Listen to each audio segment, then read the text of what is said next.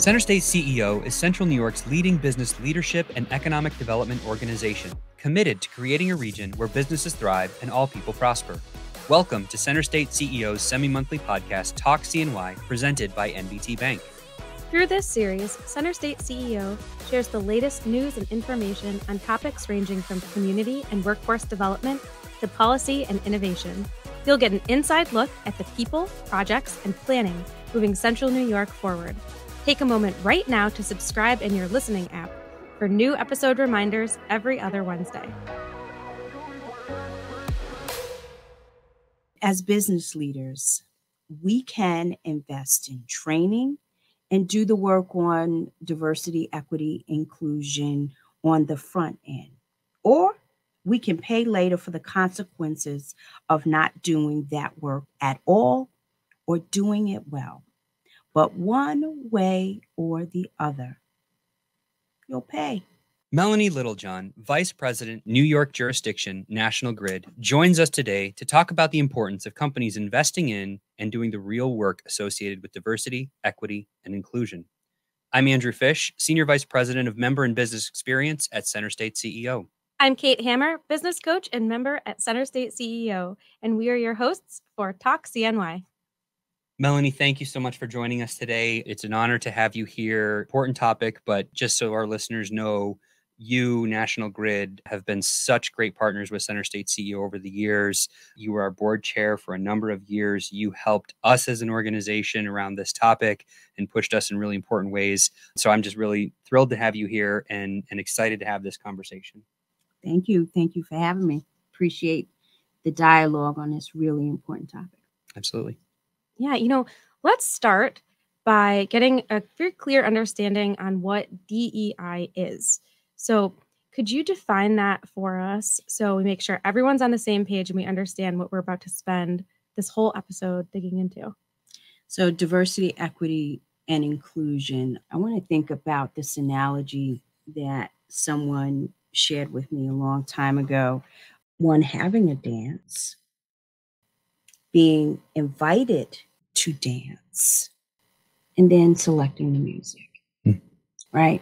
So diversity, equity, and inclusion is how we bring together different people from different backgrounds. Equity is not about doing the same thing for everyone, but based on someone's set of experiences, life, data, creating equity, even playing fields. And inclusion is how do we collectively utilize all voices to make things work, to create better sheet music, if you will. And you can only do that when you have collective voices around the table. So I think it's important that we think about diversity from makeup to creating fairness for all, and then including all voices to make that whole picture come together. Organizations have done sometimes one and not the other. Yeah, important to do both. So I had mentioned how much you've helped us as an organization, but obviously you are a leader at National Grid, a leader across not just the state, but that entire corporate footprint. And this is something that you've brought to the work there, right? It's been something that you've put forth as important. And share with us why. Why is this work so critically important, human aspect, and from the good business practice aspect? I think if we don't recognize this is just as important in terms of managing your P&L, shame on the business community. Shame on the business community if we don't recognize the value of being responsive to customers or developing product and services that speak specifically to some community, some group based on who they are. Shame on us. If we don't recognize that DEI is about how we build the strongest and most solid performing teams and creating a culture that everyone can thrive in, man, shame on us. Let's actually jump back a few years in time because we saw a bit of progress for a minute. We saw some activity and then we saw something change. So a recent article for senior executives takes a look at corporate DEI progress since 2020. In that year, DEI job listings grew by more than 123%, according to research conducted by Indeed.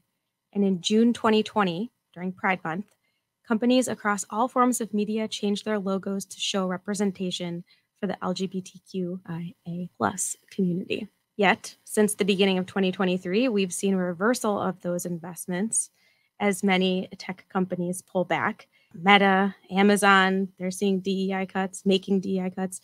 Twitter had a DEI team that went from 30 to 2. What's your take? What's happening? It was a moment that organizations who are not serious, remember what I said? You're either going to pay me now, you're going to pay me later. You're going to invest. For those that are culturally serious, they're not going to erode their DEI efforts. They're going to lean in. Is this unusual? No. Is DEI one of the first things that organizations cut when they're looking for dollars? Yeah.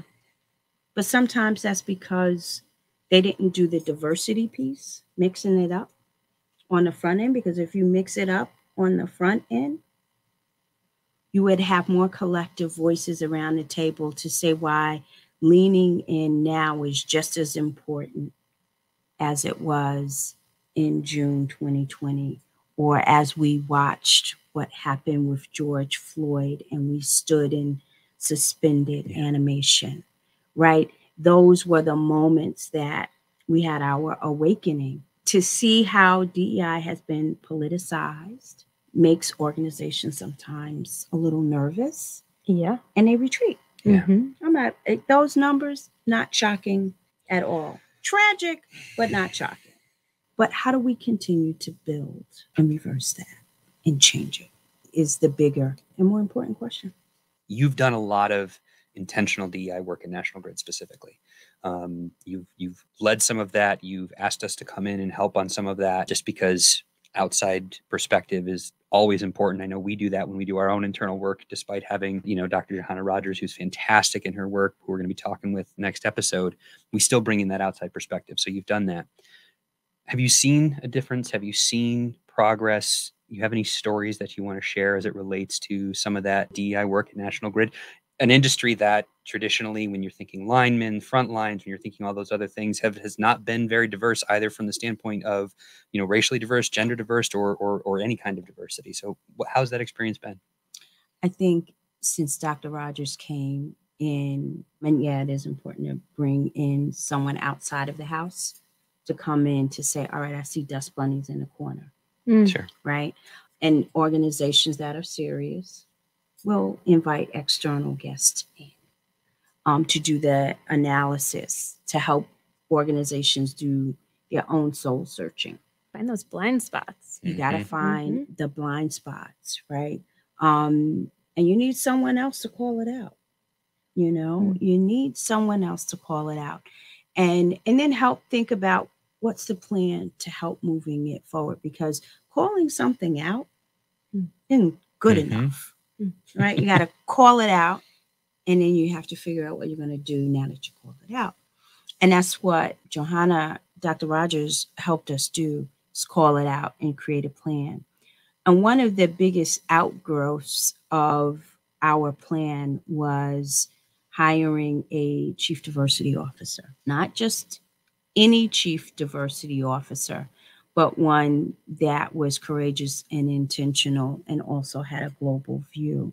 And that was one of the fundamental things that really helped shift and change and give life to National Grid's DEI efforts. Are we there? Absolutely not.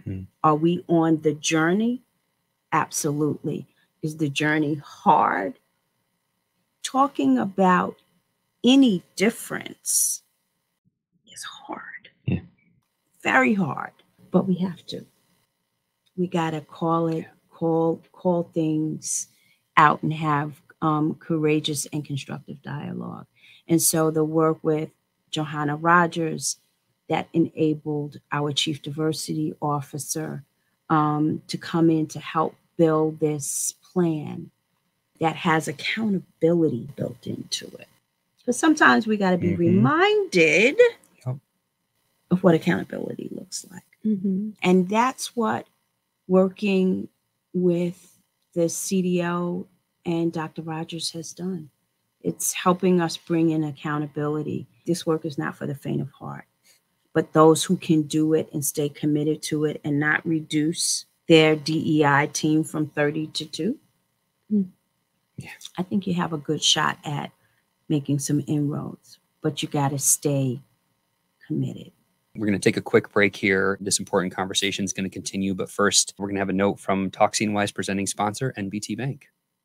Hello, this is NBT Bank's Chief Economist, Ken Enteman, and I'm excited to chat with Andrew on an upcoming Talk CNY episode about how to make sense of the conflicting messages we're getting right now from the markets. If you're trying to make heads or tails of recent market activity, tune in for our conversation about how to interpret conflicting numbers, what to think about persistent inflation, and more. So continuing this conversation, as we look out into the next 3, 4, 5 years, where does the DEI corporate landscape need to be? What needs to happen? You've talked about some of the steps that can be taken, but big picture, where should we go? So people believe what they can see, right? So I want to start from the boardroom to the frontline employee. Who's working? Who's leading? What policies did you have that may have restricted how you engaged or what you did, or communities that you developed in, or products? How has that changed based on who you're giving a paycheck to? I think that's how we will know small step change, because Rome wasn't built in a day. No.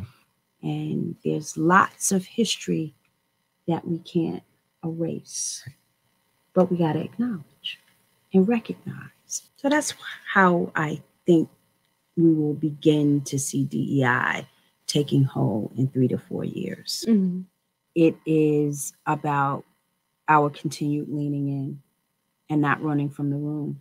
If we don't do this now and keep it going, will it be solved in our lifetime? Definitely not mine, right? But it will not be solved, but we can make a dent, right? And hopefully in my great grandchildren's lifetime, things would begin to change in a way that is so substantial that when we talk about diversity, equity, and inclusion, the parameters will look different. Sure. Maybe it's you have grass and I don't. Maybe it's you like blue and I like orange. Yeah.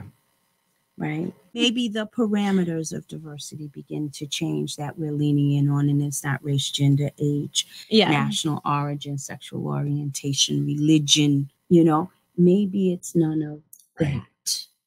We can hope. We can hope. Melanie, thank you so much. Wish we had another hour to keep going in this conversation. And this has been tremendously helpful, and appreciate your perspective and your partnership. Always. Thank you. Thank you. Center State CEO's podcast, Talk CNY, is presented by NBT Bank and is available on clickcny.com and all major podcast platforms. After each episode, you can join us on Click, and we will continue to chat about this topic and provide additional resources and links. In Click, you can also listen or watch every episode in the series of Talk CNY. Click is Center State CEO's interactive digital chamber platform where our members connect, learn, and receive support from our staff. Join us in 2 weeks as we continue this conversation around diversity, equity, and inclusion in creating better workplaces for communities for all with Center State CEOs Dr. Johanna Rogers. For new episode reminders every other Wednesday, be sure to subscribe on your favorite podcast listening app. If you're enjoying Talk CNY, consider leaving a quick review or 5-star rating.